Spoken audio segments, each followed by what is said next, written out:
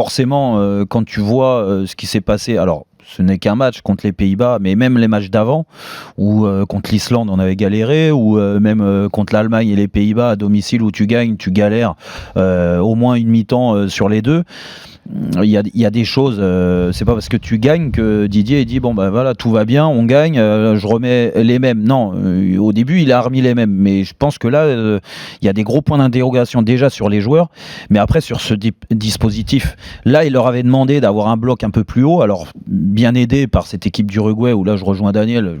Ils n'ont pas fait le match de leur vie, hein. Ils étaient tout en gestion et pourtant avant le match on se disait Rami Sakho face à Cavani. Ouais, mais tu prends le duo devant, tu prends le milieu de terrain, ils sont capables de beaucoup mieux faire. Maintenant, ils n'avaient pas forcément l'envie. Lagnac, ce match au mois de novembre où j'en ai joué aussi, c'est vrai que c'est pas la meilleure période pour faire après des semaines de Ligue des Champions comme ça pour faire des matchs internationaux, mais bon, il y a une date donc il faut respecter.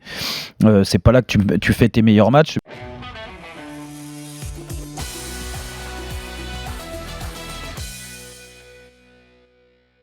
À partir du moment où tu arrives à la Coupe du Monde sans avoir d'équipe et que tu es champion du monde en la trouvant après un match, ça veut dire que tout peut arriver. Je ne fais absolument plus de prospective sur ce qui peut se passer en équipe de France. Tout change tellement tout le temps. T'as des mecs qui rentrent, des mecs qui se blessent. Tu penses avoir une équipe type et puis en fait t'en as pas. D'ailleurs t'en avais pas avant la Coupe du Monde, tu l'as trouvé en route.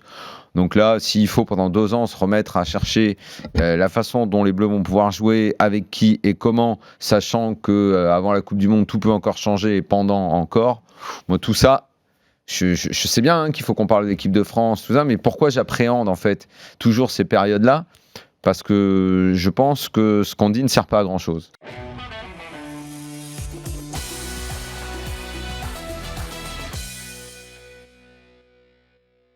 Quand tu vois rentrer Neymar... il a joué 7 minutes, il est sorti. Bon, c'est vrai que ça faisait étrange. Ouais, après, il a l'arme à l'œil assez facile, mais bon, il n'avait pas une tête comme quoi c'était quelqu'un juste a une dit gêne. Les deux pas là. Personne n'a joué les deux pas là. Ah, moi c'est ce que j'ai dit. Si. Ah si, non, les deux là. Personne n'a joué les deux là. Ah bah non. Bah joue-le, Gilbert. Prends la balle au bon là. Non, moi je joue pas. Joue-le.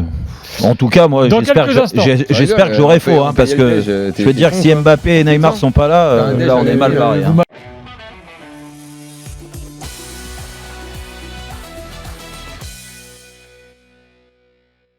Moi j'ai toujours considéré qu'il n'était jamais grave de perdre un joueur. Que ce soit, alors moi je t'aurais répondu à cette question, les trois. Peu importe. Tu perds Neymar, Cavani, Mbappé, peu importe. Si dans la foulée, tu sais remplacer les mecs ou tu trouves un système pour que l'absence d'un joueur aussi extraordinaire que Neymar, finalement ne se voit pas. Je répète à l'infini cet exemple qui est de celui de la Juve quand Zidane est parti et que Lippi a dit « C'est bon, on va pas se mettre à pleurer. On a pris Buffon, Nedved et Thuram à la place de Zidane. » Et derrière, on a beaucoup mieux joué. Bah forcément, tu prends 3 mecs énormissimes. Et Zidane avait rapporté plein d'argent. Donc, aussi fort que puisse être Zidane qui est parti au Real dans les Galactiques, la Juve, ça les a pas empêchés d'être bons.